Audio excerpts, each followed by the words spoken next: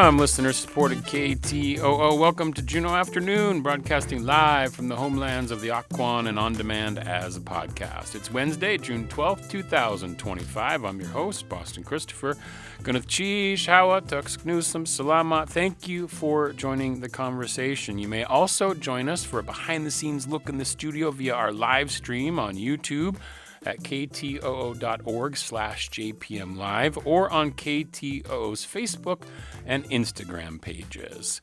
Today, Tlingit and Haida launches a new cultural and economic space in downtown Juneau, Untitled.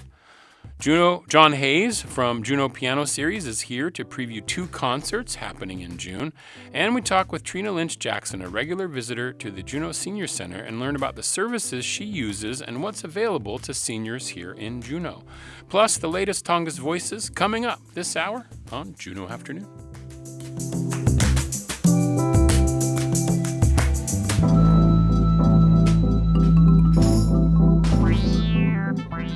Support for Juneau Afternoon comes from Heritage Coffee Roasting Company, providing Juneau with locally roasted coffee for over 40 years, with cafes and drive-through locations throughout Juneau. More at heritagecoffee.com. You're listening to KTOO's Tlingit Word of the Week. This week's word comes from Keishi Bessie Cooley, and the word this week is sock. Sock. That means hooligan, and here is a sentence. Sock echi. People light hooligan grease. Let's hear it again. Sock. Hooligan. Gunath Cheesh to Juneau Lance Twitchell, Goldbelt Heritage Foundation, and the University of Alaska at Southeast for this audio. Keishi Bessie Cooley is Coqueton and a child of a Yenyedi man. She is from Daysleen, Teslin, and grew up spending time in Teslin and around Teslin Lake. She earned a master's degree in Indigenous Languages and Linguistics from Simon Fraser University and interviewed many speakers for the Hashagun language series. She is currently translating projects for the children of the Taku Society. And tune in next week for another Tlingit Word of the Week from KTOO.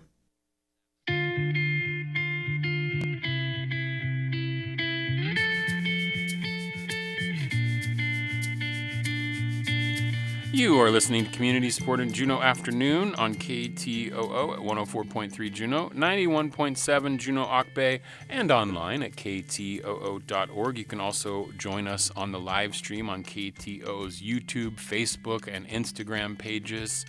It's like we're everywhere, all the time, all at once. I'm Boston Christopher. So next week on June 19th, Tlingit and Haida is having a grand opening of a new cultural and economic hub in downtown Juneau. It's from 5 to 7 p.m. The location is 219 South Franklin, and it's called On Hit. However, there will be a soft opening in a couple of days. We'll get to that. And today I'm joined in the studio by Cassandra Carlee and Chatham Timothy to share more about it all. Gunath Cheesh, Hatye Adi, thank you so much. It's a pleasure to have you both in the studio today. Wasi'iti, how are you, Cassandra? Good, how are you? I'm excellent. Yake. And what about you, Chatham? How are you? Hanging in there, man. You guys are busy. Yep. And Yes. so let me get this out of the way first. So this is going to be a really cool new economic and cultural hub. There's all kinds of components. We'll get to all the breakdown of what that's going to be. But tell me first how each of you are involved on this particular project. We'll start with you, Cassandra. So I'm Cassandra Carlee. I am the on-hit manager for our new retail space. Okay, that's awesome. And what about you, Chatham? I'm Chatham Timothy. I'm the director of hospitality for the tribe, and I'm helping getting this project off the ground, and then I'll be overseeing the coffee shop portion of the business going forward. Sacred Grounds expanding from their wonderful location right over here next to KTOO, or pretty close. It's within walking distance. Go down there all the time. That's cool. There's going to be another location down there at 219 Franklin Street, so that's kind of cool. Okay, so we got that out of the way. Going to cheese for that. So how did this project on HIT come about? How do we want to start? Yeah, start with you, Chatham. So the building has been available for a while, and the tribe saw it as an opportunity to do what we keep calling our land back project, and purchasing pieces of land in Juneau back for the tribe and turning it into economic value for the citizens of the tribe. Okay, so this building had just been kind of available for sale kind of thing? And, Yep. and you all said, hey, why not? Yeah, take a space and get into the downtown marketplace a little bit. Correct. Yeah, kind of cool. And where is it? I know it's at 219 South Franklin, but where is that on the way there? What's close by, I guess? Oh man, that's a great question. We're right next to the Starfish Donuts and Fudge Factory. Okay, Yeah. all right. You were just a little bit down the way there. Yeah. Yeah. Okay. Yeah. Gotcha. So the second location of Fudge Factory that opens up in the summertime, Yep. right? Yeah. Okay. Now, is this planned to be open year round? Currently, yes. Awesome. Yeah. That's so cool. I love that. Yeah. Because so much of the stuff down that way just kind of disappears. It gets and- real quiet in that neighborhood. Yeah, yeah. So it's really nice to have that.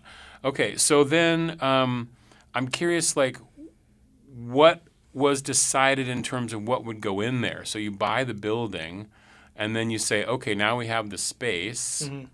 What do we do with it? How did you decide to figure out what was going to go in there? A lot of that got decided before we even jumped onto the project, but they were like, we're going to throw a coffee shop in there, and we really want to buy wholesale art from tribal citizens and be able to resell that, and then also have tables, artist market vendor tables available for people to purchase every day.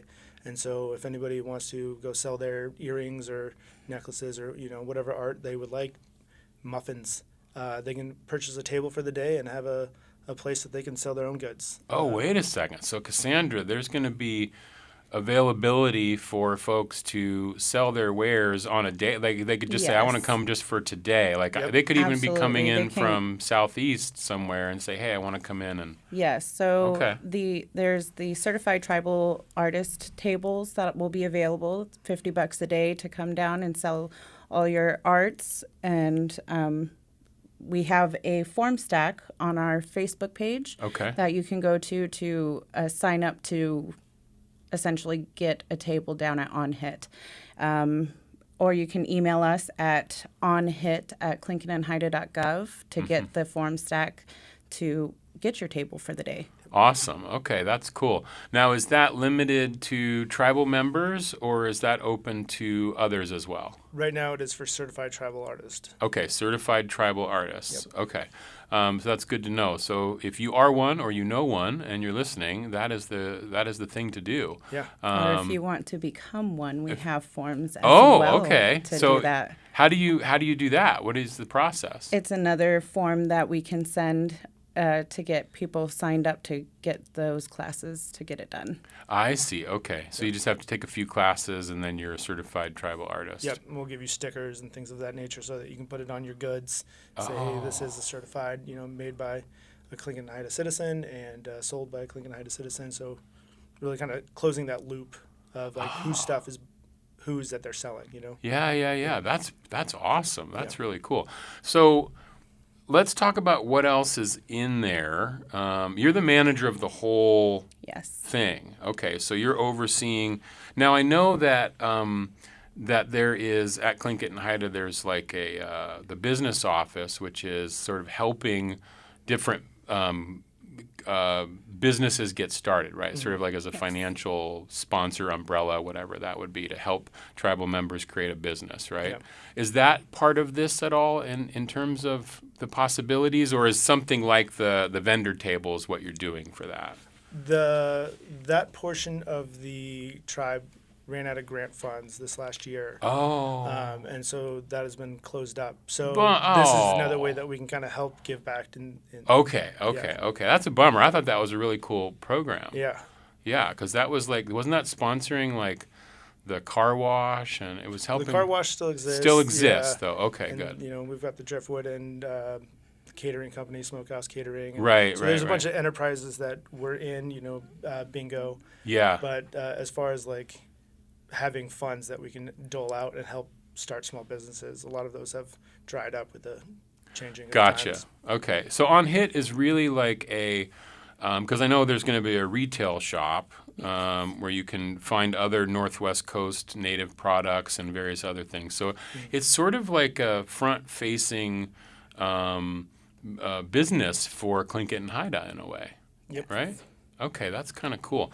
So tell me what's in there in the On Hit, Cassandra. So we'll have the Sacred Grounds Coffee Shop Yeah, right next. part two. Yes. Right? And then we will have our retail shop, Okay. and which you can also shop exclusive Tlingit and Haida merchandise and some beautiful tribal citizen wholesale art and authentic Northwest Coast native made products. Okay. And our artisans' tables will be upstairs on the second floor.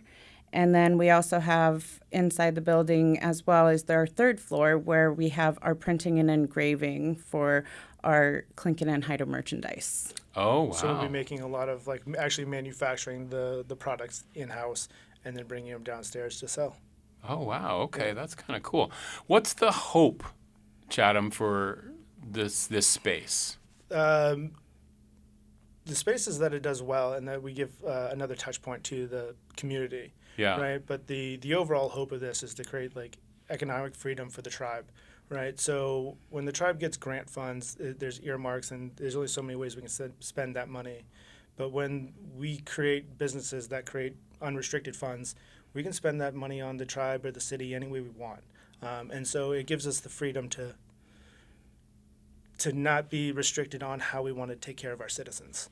Gotcha. Okay. So it gives, because a lot of times when you get grant money, it is it's got to be done for a specific thing. Yeah. Right? So this gives you a little bit more operating Yeah, say capital. if we want to do a food handout, right? We lost a lot of those grants in the transition this last year. Mm-hmm. And we've worked with some new funders to recoup those funds in other ways. Yeah. But this is just another way that if we can take care of ourselves with our own money. Okay. And so what is the plan, Cassandra, for hours and such for On Hit? So we are looking to be open 7 days a week, at Okay. least 12 hours a day. So we are shooting for 7 a.m. to 7 p.m. Monday through Monday, every day of the week. All of the days. All the days. All the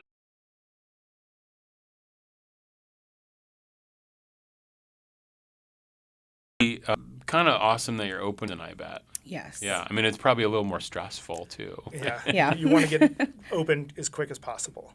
Okay, you're listening to Juneau Afternoon. We're talking about On Hit, or Village House, which is a new renovated space from this building that was, I think I'll have you talk about that in a second because I know there's a little bit of history on the building too. But it's a grand opening, and it's going to be on the 19th from 5 to 7 p.m., and there is going to be some kind of fun activities on that day from 5 to 7 on the 19th? Yes. So June 19th is also Tlingit and Haida Day. Okay. So we will have our grand opening that day. We'll have some light refreshments, be able to meet some of our artists, explore the space, and just help celebrate a pretty big milestone for the tribe. Yeah, that's awesome. Okay, I'm going to pull up this picture for the stream here, which shows a picture of the building and gives the date and time again, which is kind of cool. And so there'll be a little bit of a celebration on that day. Now, I mentioned a soft opening, the softest of openings, which is attempting to be this coming Monday? Yes. Okay. So at some point on Monday, maybe not right at 7 a.m., but at some point on Monday, maybe the space will open and people can start gathering in and seeing what it's all about. Yep, our systems will be ready, and we'll start testing them out live then. So Yeah. bear with us that day. What are you doing now? Are you in the process of stocking it and getting everything transferred over and doing all that? Everything. A lot of we're- inventory tagging, putting SKUs into POSs, all the fun stuff of running a business. Yeah, Yes. there's a lot going on there, right? Oh, yeah. It's not just going to work in the office every day. A retail sort of establishment is a little bit different. So I mentioned the building itself. Now, you said this building had been sitting there, and it was originally built in 1913 or something like that. It's an old building. Yeah. Okay. So what was involved in the reno? Did you all have to renovate it? No, we partner with McGraw Construction, and they work with our Southeast general contractors, and they remodeled it together. So we brought in engineers and designers, and they came up with a plan, and we were just taking kind of ownership from their construction part this last week. So Wow. we're kind of just stepping into the space, and it's beautiful. Yeah, that's They did an awesome. absolutely fantastic job. So. I can't wait to see it. I think my favorite part is the artisan vendor tables. Yes.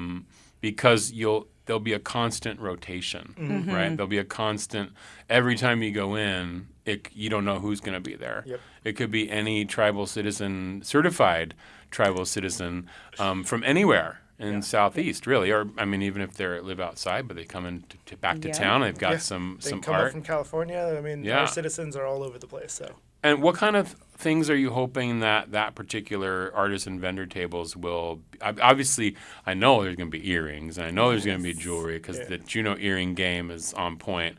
But what other kinds of things are you hoping will be there, Cassandra? I hope to see some of our jelly makers to come down to sell their stuff.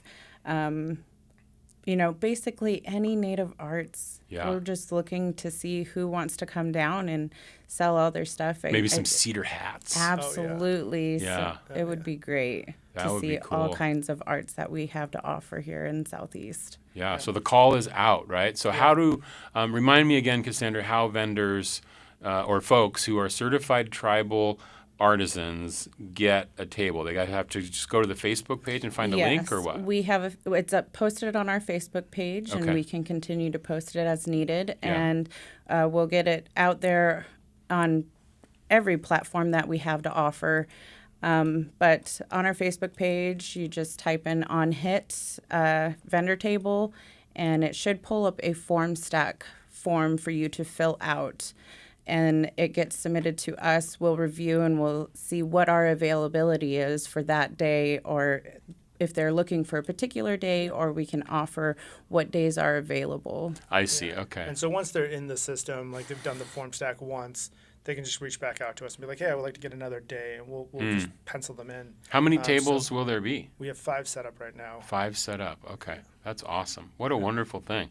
Again, this is a grand opening. It's on Tlingit and Haida Day, which is also Juneteenth Day, which is June 19th, next Thursday.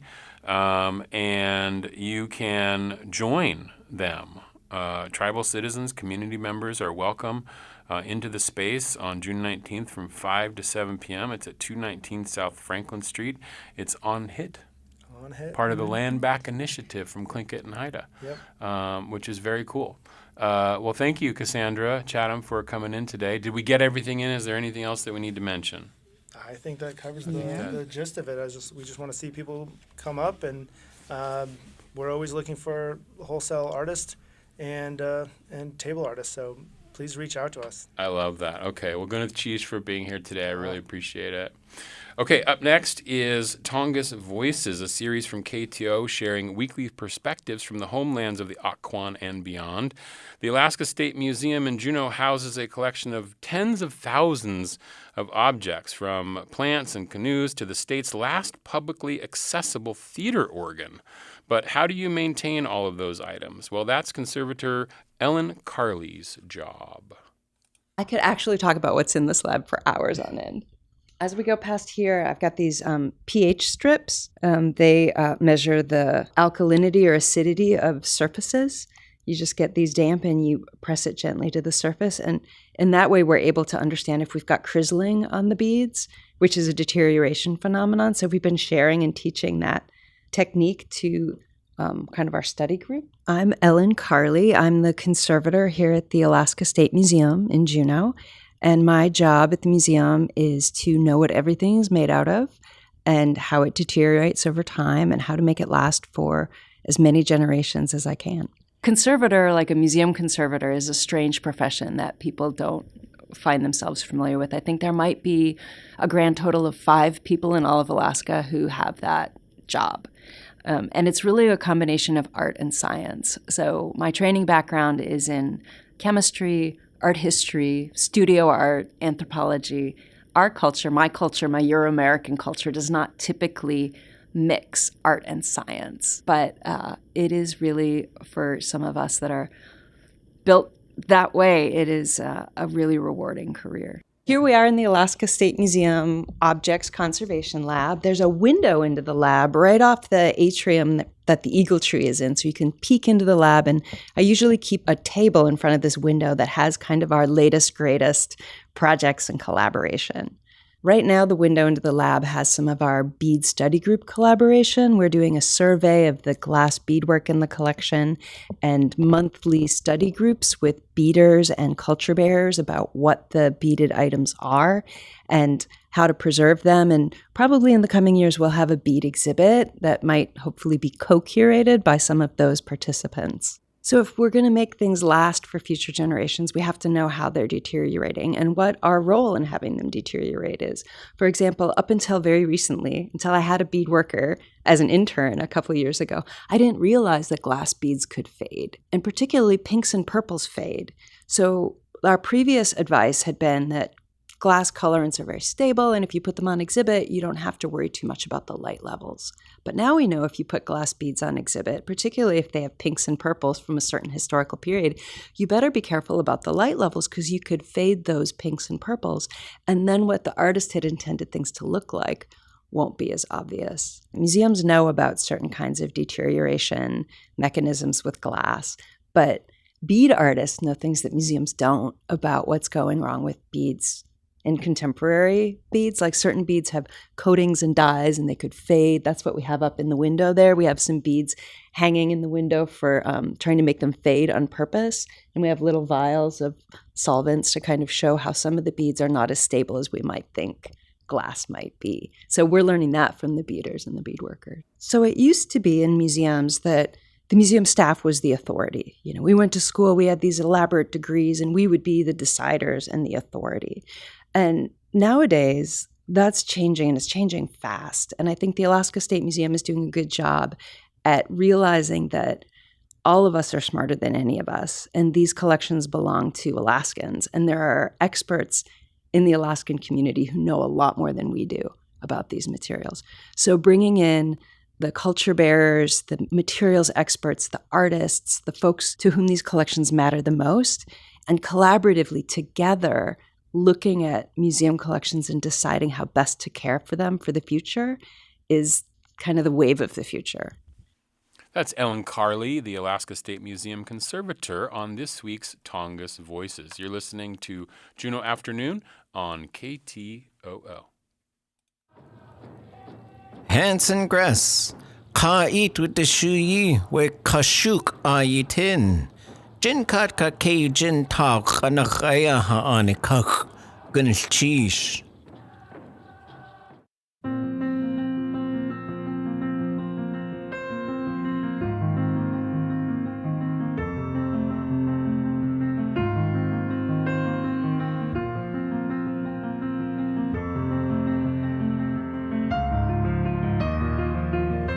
This is Juneau Afternoon from your listener-supported public media station, KTOO. I'm your host, Boston Christopher. You can also join us on the In the Studio, behind-the-scenes live stream on KTOO's YouTube, Facebook, and Instagram pages.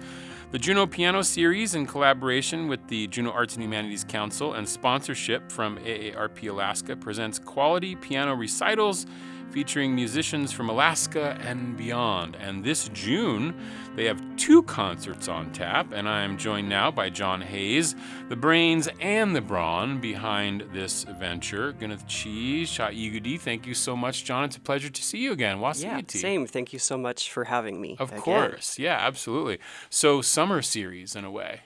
Yeah. Yeah, that's kind of fun. And back to back, boom, boom. The first concert is tomorrow night, June 13th at 7 p.m., and it's at the Jack, the Juneau Arts and Culture Center. And, of course, since it's sponsored by the Jack, I'm assuming that's where we find information and tickets and stuff is at the Jack. Yes, if you go to their Jack box office page, you can get the tickets there. Yeah, gotcha. It encouraged to buy tickets beforehand because it's an extra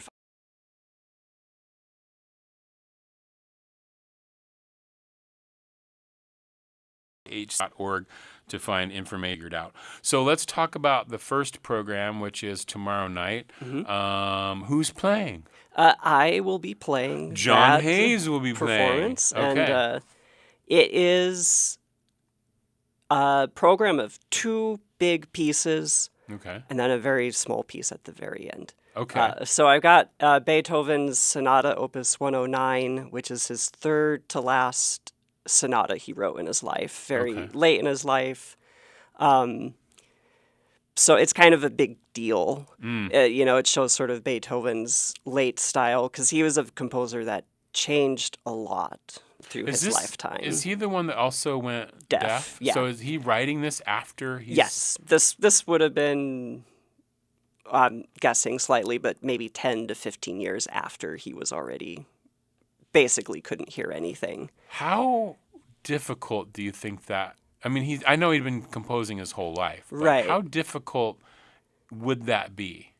I think, if you're a composer like that, you have the music theory skills that you can sort of theoretically write things out.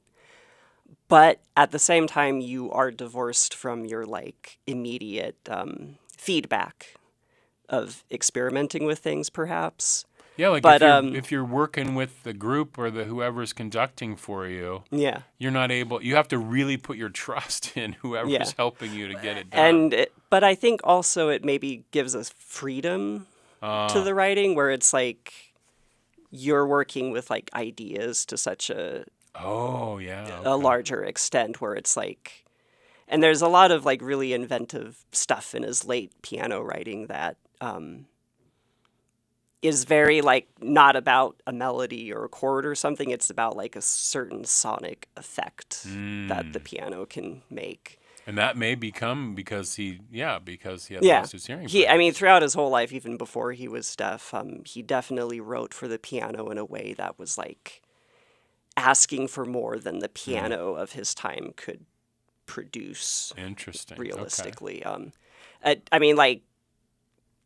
Early 1800s or late 1700s, pianos were a totally different instrument. Really? How so? Just a lot smaller. So they didn't have a steel frame to tether all those strings and stuff on it. So literally Beethoven would break pianos playing on them. It makes it sound like he's a super wild man. Right. But it's also just indicative of these were much smaller and delicate kinds of instruments at the time. But his music was piano solo, but it's let's make it like a symphony. Yeah, right. Okay. So is it a challenge to play that? Oh, yeah. Yeah. But but you got it. But You're it's a not master. the worst. It's not the worst thing on the program. Right. Awesome. Oh, it's not. Okay. No. And so tell me what else is on the program. This Franz Liszt, the sonata in B minor. Okay. So, and it is 30 minutes of continuous music.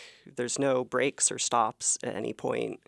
Wow. And it just, it's definitely a sort of mountain that a lot of pianists want to climb. When you think about doing that, I'm curious in terms of, because it's continuous for 30 minutes, the kind of focus that you must have in order to, because it's just you, right? Yeah. This is a piano recital, essentially, right? Yeah. And so the timing of it and all of that, you're keeping that in your head, and the changes, and you have to, are you playing from, you don't memorize the music. I memorize it, yeah. You memorize it? Yeah. Do you still have the paper just in case? No. No. It would be a little distracting for me. Because you have to page it, switch. turn it, or Yeah. hit your foot on your iPad pedal to Or turn blink at whatever it or it is, something, yeah. whatever those tricks are. So you have it all in your head. Yeah. Wow. And so that's it's, intense focus, yeah? It's an intense piece, emotionally, too. It's, I think... I feel like a lot of Liszt's music sort of requires maybe a certain kind of skills that actors have, where That's it's what I'm thinking. You need to feel that piece. You got to be in it. You got to be in the moment. And if you're not, then it's kind of a little unconvincing. Interesting. You know? Will you, is this what you sent me, the sample of A that? sample, yeah. This Okay, is so not me playing. This is but- not you playing, but this is a sample of what you will hear tomorrow from John at his concert at the Jack at 7 p.m. tomorrow. Here's a little sample of that.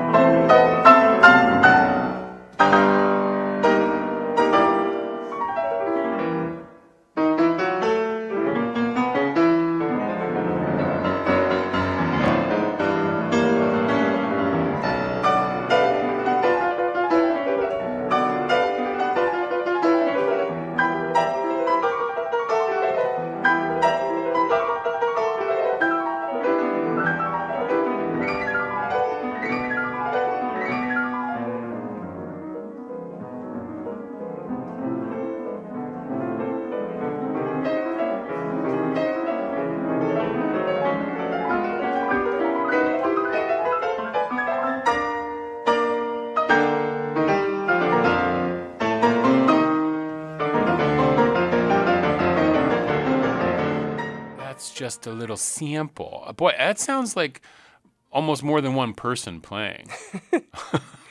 It's athletic. Yeah, I would say But- that. You also like make a mistake if you are only doing the athletics. Right. You know, Because it's there's like art to it too, right? Yeah. Yeah, it's one of those pieces that for me feels like encapsulates like a whole lifetime of like experiences. It it kind of opens the very beginning with like the sort of like hesitant heartbeat thing. The very last thing that happens is just like the lowest B on the piano. That's just like, I don't know. There's just like Yeah. so much there. And it's like really compact with the musical themes and motifs. There's like 4 or 5 distinct like musical ideas. Wow. And that almost is like everything that draws from those same ideas, but permutated in different ways. So it could be like the it could be like a devil laughing or something like that, but then Right. that theme is transformed to be like a love song where it's like the same shape of melody and all that, but Yeah. Wow. And so that is harder than the Beethoven. oh yeah. No, the Beethoven is a great piece. I'm too. sure. I'm just saying because that sounds intense, like 30 minutes nonstop, basically. Yeah, that's pretty crazy. And you have 3 pieces, so there's one more. Right after the Liszt Sonata, I'm playing a Consolation by Liszt. It's a short and sweet little piece. I think it's just a nice way to cap off the evening. Oh, nice. After Okay. sort of after you've done that, then it's a little bit. It's like the resolve at the end, or the denouement, or whatever you want to say. sort of a little bit. built-in encore. Yeah. Gotcha. Okay, that's kind of cool. And so that's tomorrow. That's the first. And is this the only 2 concerts in the summer for Juneau Piano it'll Series? cap Okay. off the So year. there's 2 concerts for the Juneau Piano Series. One's tomorrow, Friday, June 13th, 7 p.m. at the Jack. And that is going to be John playing. John Hayes is playing. And sounds like an awesome program. And then tell me a little bit about next week's program, because it's another next week, Friday, June 20th, also at 7 o'clock. At the Juneau Arts and Culture Center. And this is a returning member of the Juneau Piano Series. A lot of people know him. Alexander Tutanov will be coming to town for that concert. I've said this before, but Tutanov is he's one of my main teachers from undergrad, and a lot of different people that have come on the piano series have also studied with him, and just a very formative person for me and many people. So I feel like without him, I don't think I'd be the person I need to be to do piano series. He's an amazing Russian conservatory trained pianist, but also just an incredible human being. And I think he makes those 2 qualities meet. in a way that people can tell when you play awesome. the music like that. And what's he going to be playing? Kind of a similar two big pieces kind of program. He has Beethoven's Appassionata Sonata and Schumann Carnival. Okay. I'm not super prepared to talk about the Carnival, but it's a very fun, eclectic piece. Yeah. So it's based on sort of a European carnival party tradition, I guess, where it's like you have these festivals or carnivals going on and you have people in masks sort of playing characters. Yeah. So there's like these set types of people. There's like a buffoon character. There's like the flirt, and there's like people fighting and doing sort of clownish things. And that's all reflected Yeah, in I the think music. the carnival the piece is like, it's a lot of movements. Yeah, A lot of very like short movements all in a row. Oh, that's kind of fun. You know, but it sort of all comes together in beautiful ways. That's great. Well, I know you can get the tickets and find information at jahc.org because who's who you work in collaboration with for the Juneau Piano Series. But where do we find the Juneau Piano Series? Can we find it on socials? There is a Facebook page. Facebook page. Juneau Piano Series. Juneau Piano Series. You can follow for more and see what John has in store beyond the summer. Because this is, where are we at in terms of years here? This is like your... First year was fall 2018. Okay. So coming up on there's 8. 1 year off. Right, obviously, you know? yeah. But about 8 years or so you've been doing Yeah. this, yeah, or 7, 8 years, yeah. That's cool. So we'll look forward to the summer series from Juneau Piano Series, as well as looking forward to more in the fall. Yeah. Awesome. And you can find out more at Facebook. Just search Juneau Piano Series or go over to jahc.org. John, thank you so much for coming and going Yeah. Cheesh. Thank you. Really appreciate you being here today. Okay, up next, we will talk with the Juneau Seniors Center. This is Juneau Afternoon from KTOO. Support for Juneau Afternoon comes from Alaska Airlines Club 49. Membership information available at club49hub.com. KTOO is doing a big push to raise the final dollars needed to hit the membership goal for the year. Every gift goes right into creating and broadcasting the programming you depend on. Take a moment now to renew your membership, make an additional gift, or give for the first time at ktoo.org. Or if you're old school and already a member, just use the envelope we sent you to pop your check in the mail before the end of the month. Thanks.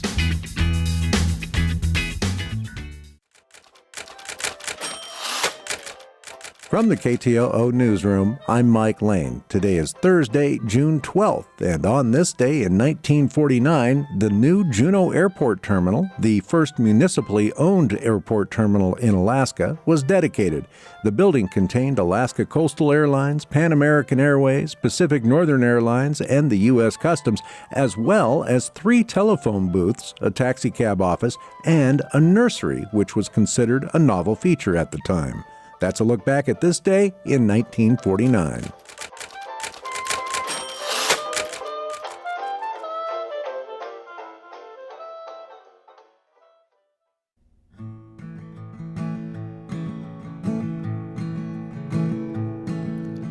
Once upon a midnight sun, I begged it all away. I fell to my knees and I closed my eyes to pray, and I said, oh, it's alright. Oh, let it go. Magic came and went away and tore this place in two. I came running from the north to fill the space by you, and I said, ooh, let it in. Ooh, let it in. And maybe it's true, I'm just a little lost, but I'd be nowhere without it all. Oh, time and again I get lost in the wind, and I follow it down. That's a little Dara Relatos from this past April's Folk Festival. She came in on the red carpet stage. That song I thought was appropriately titled Midnight Sun, because we're almost there. We're almost to the solstice. One more week or so of the light going up, and then then we start going down, which is totally fine. That's okay. This is Juneau Afternoon from Studio 2K at KTOO. I'm your host, Boston Christopher. And the Juneau Senior Center provides free meals to local seniors, as well as activities that are also free. They offer congregate meals and home-delivered meals to homebound seniors every Monday through Thursday. And welcome back to Juneau Afternoon. I have 3 guests with me today. Erin Walker-Tolis, Gunath Chish, Wasiiti. How are you, Erin? I'm great. Thanks for having us. Executive Director of the... Executive Director, 10 years at Catholic Community Service. Wow, which has so many programs, Junior Senior Center being just one of them. Just one of many. And, of course, Stephanie Duscher, welcome back. Gunath Chish, how are you? Good, how are you? Good. And your role? I'm the Outreach and Activities Coordinator. Ah, you get everything going. Yeah. And then I also have Trina Lynch-Jackson returning to the program, who was here, I think, a couple months ago, which was awesome. Gunath Chish, how are you today? Amazing. Amazing. Yes. And what's really special about today is Trina is a senior center user. Absolutely. Yeah, so I'm really curious about that, because a lot of times we get folks coming in and talking about the services, but it's also nice to hear about people who are actually using the service. So let's start there, Trina. Tell me a little bit about how you found the senior center. Well, socialization is extremely important as it relates to being seasoned. I'm going to call myself seasoned Boston as opposed to senior. I am seasoned. I like that. I'm going to start using that too, because I'm close. And I don't care for cooking. So to be able to go there and to know that I'm going to get a healthy, nutritious meal, because that's important, by a chef. Chef Dale is amazing. And the meals that are served, I appreciate him coming out after meals have been served to check on us, to make sure they're okay, and that's important. The plating of the meals are first class. I'm talking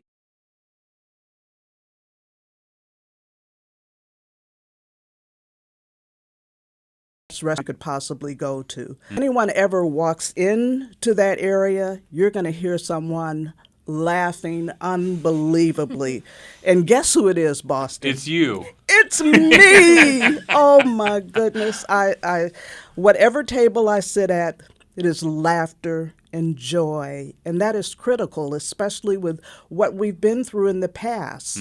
So knowing that I can go there Monday through Thursday, go to ceramics on Mondays and Wednesdays, because we have ceramics, and we have ladies there that have an expertise, because again, I'm just learning. So we're able to purchase a mold, and then we sit and we're able to paint, and there's someone there to guide us. They pour the molds, so we don't have to do any of that. So it's nice. Easy breezy on Mondays and Wednesdays. Okay. I don't play bridge. However, there's bridge on Monday, and you just see the joy of everyone being able to congregate together, because that's what it's about. It's about mental, it's about social, and let me include physical as well, because I'm a big believer in yoga. So we have chair yoga on Wednesdays. So I'm always there on Wednesdays for chair yoga. So almost every day, Monday through Thursday, there's some type of stimulating, because it's about stimulation. It's about having conversations. It's also about listening. It's about having compassion. And that's important as well. So I have an opportunity to hone my skills, because in the past, I was an Alzheimer's director for 20 years prior to going into education. So for me, it's an opportunity to hone my skills, to listen, to share the joy of the amazing individuals that attend. So I just want to encourage everyone in the listening audience how important it is to support this service, because we want to be able to keep these services, and based on budgetary complaints, if we don't use the services, Boston, guess what happens? They get cut.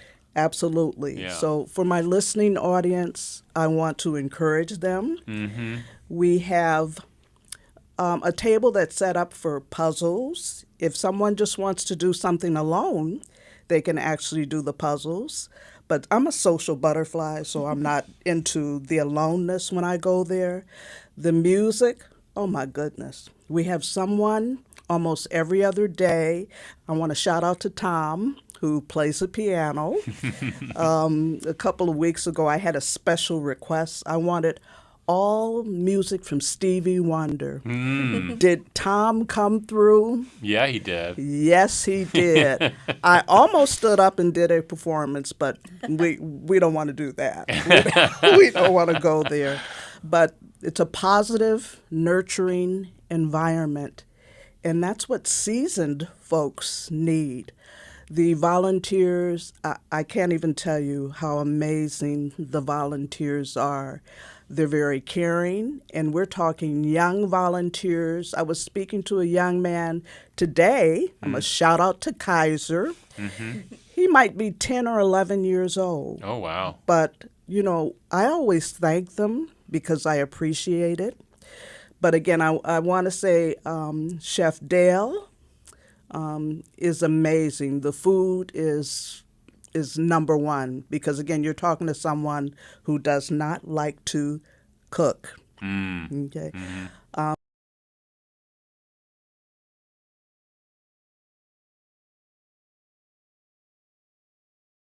love her. Her weepy about that. Oh no! But we most appreciate Stephanie for all the things that she does. Yeah. But again, for our seasoned individuals that are listening, I highly encourage them to come to the Senior Center, to enjoy a meal, to hear my laughter, because that's the first thing you're going to hear, and again, to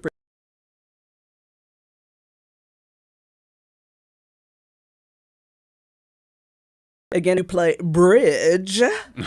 If you play bridge on Monday, that's available to you. Again, board games on Thursdays, which is today. And I was just kind of observing today. I'm trying to get my mind ready for dominoes because that's going to be serious. So, but we have all types of board games as well. That's cool.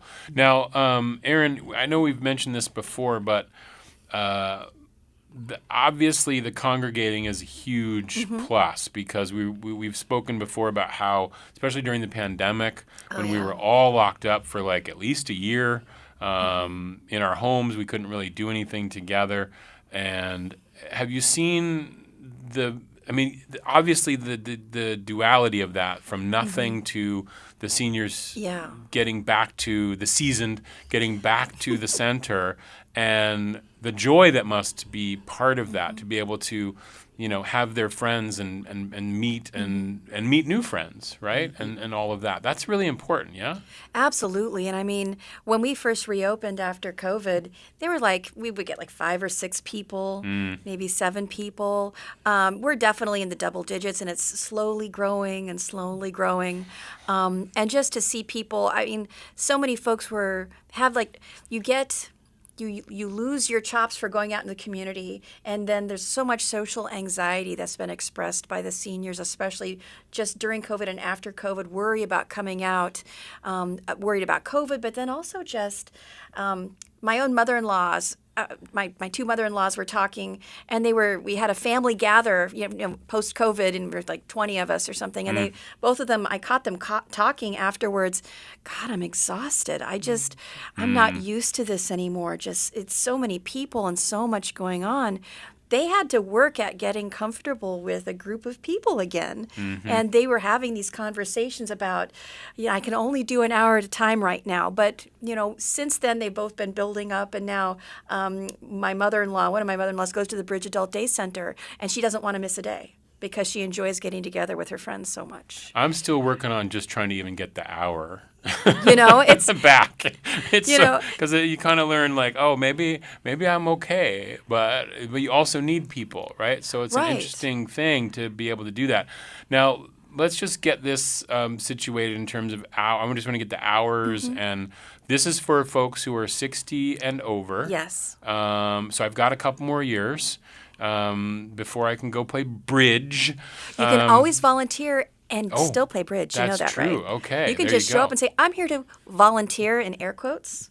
I see. Okay. Because also, you were saying this young man, Kaiser, is only like 10 or 11, and he's volunteering at the senior center? Absolutely. That's fantastic. That's so amazing. What we have found, and all the research shows, and there's a great study going on at the University of Fairbanks that's speaking to different groups of Alaska Native elders by region. And they've met with elders, Tlingit and Haida elders as well, and generative opportunities, the opportunity to share your wisdom and your thoughts and just your being with other people of all ages, especially younger people, is one of the key components of healthy aging in the Alaska Native tradition across all of the groups of Alaska Native groups in our state. And so we're trying to create more opportunities. And so younger people coming in to help serve with their parents or in a grown-up person, but they can come to help serve the meal and take the plates to the seniors. The seasoned individuals. Perhaps vintage is another good word I like. Vintage individuals, because we think that they're special and I can't afford them. Just that opportunity to have those interactions and be a community. I don't want to be isolated just to people my own age. I mean, we are a community, and we need opportunities to interact with all ages. You learn so much from the seasoned, from our elders. We learn a lot if we listen. If we listen, because a lot of times we sort of put, those people aside, and we forget that they've also had full lives, and they've had many experiences that can not only bring wisdom but also laughter, because everybody's gone through things, right? So the details. So Monday through Thursday, what are the hours, Stephanie? Yeah, for our lunches, they're going to be 11:45 to 12:30. Okay. Yeah. 11:45 to 12:30. But you can show up. What time is the earliest I can get to the senior center? Sometimes people creep in earlier than that and just hang out, and we have coffee and beverages, so they can just hang out, and we have board games and puzzles. But people at the earliest normally come around like 10:45, 11. Okay, great. That's perfect. Yeah. And so it's and the lunch is the hours again for the lunch? 11:45 to 12:30. Okay, 11:45 to 12:30, and then you can hang out after and play games. And there's classes, because you're like the activities and outreach coordinator, so you're, well, at least I hear you're a short timer. Yeah, unfortunately. So sad. Where are you moving out of state, or what's happening? Yeah, so I'm a Jesuit volunteer, Northwest volunteer, so I'm only going to be here for the full year, and that ends August. So, but I'm going to meet my hours sooner than that, so I'm going to be leaving middle of July. She just works so hard. And you heading back to your home? Yeah, upstate New York, and upstate do a bit New of York. Traveling maybe. Oh, I see. Okay, that's good. But take your Juneau experiences with you, of right? Course. Absolutely. Yep, always. So the activities, I know Trina mentioned a couple of those, but those are things that are set up, and those usually happen after the lunch? Yeah,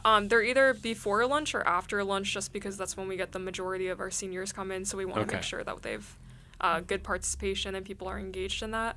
But ceramics is kind of like before lunch and after lunch. They take like a little break, 10 a.m. to 2 p.m., and then bridge is after lunch, starting at 12:30. And then, of course, our music events on Monday, Tuesday, Wednesday happen during lunch, which provides, like, a really nice atmosphere. Like, I noticed, like, almost an energy shift. Well, if it's a full hour of Stevie Wonder or something, how do you not have energy, right? Yeah. I mean, Tom Woker's amazing, and Jackie Farnsworth is amazing, too. So the two of them are just more upbeat. Really, they really make such a difference. That's really And they cool. both come over to the Bridge Adult Day Center, too. So we've got lots of live music tailored to the tastes of the people who are there. Now, here's a question for you, Erin. This is about the future, I guess. Okay. Is because a lot of people who turn 60, which is when apparently, even unless you volunteer, right? Right. But when you're 60 and you can start using the senior center,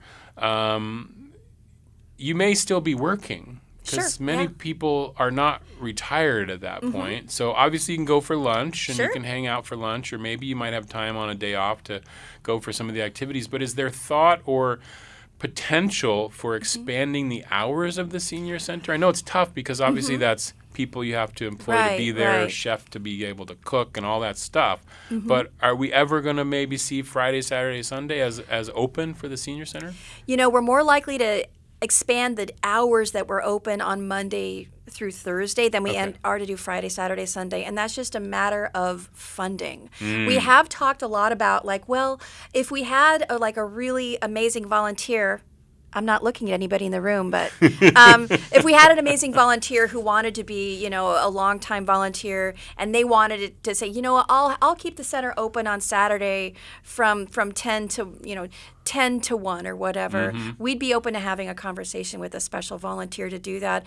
I mean, we used to be open 5 days a week, but unfortunately the funding, it just isn't there. It doesn't go as far as it used to, and it's less than it's been in a long time. And that's why we do fundraising. And I just want to say the Juneau community is so supportive, both donations and then volunteers. We've got over 90 volunteers.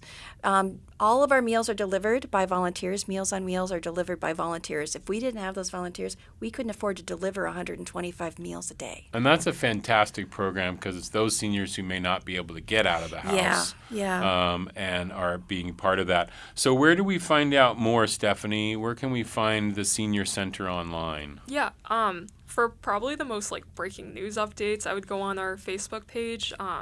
It's just Juneau Senior Center.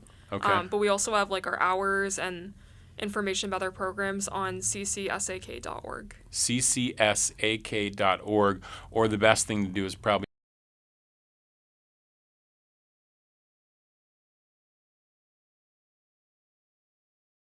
convince Tom to play a little more Stevie Wonder. You might find. What a pleasure, Trina. I wish I could get out there over the days. I'm always prepping for my show at lunchtime, but eventually I will get over there because I want to see what's going on over there and hear that laughter. Trina Lynch-Jackson, thank you so much, Gunna Cheese, for being here today. Thank you, Boston. A pleasure. Stephanie Duscher, pleasure to have you in Juneau. You've been on the show a few times. Best of luck in your future endeavors, and all the good work that you've done here has left behind warm hearts, I'm sure. And she'll be back, I'm sure she'll be back on Juneau Afternoon to talk about the upcoming parties. Yeah. Oh, yes, that are happening. Yeah, so more parties, more time. Absolutely. Definitely hit me up. But thank you so much, Erin, for being here again as well. It's the Juneau Senior Center, part of Catholic Community Service. You can find out more at ccsak.org or go on Facebook and search the Juneau Senior Center. Gunna Cheese for being here today. Thank you.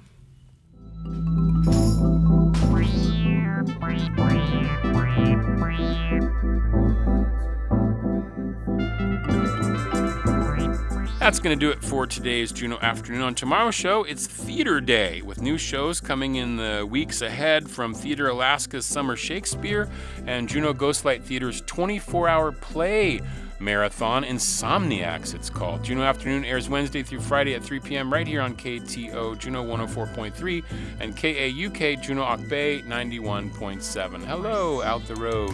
Find the show online at kto.org/Juneau Afternoon. You can also find live streaming archives on the KTOO YouTube page. Our theme music is by Indian Agent.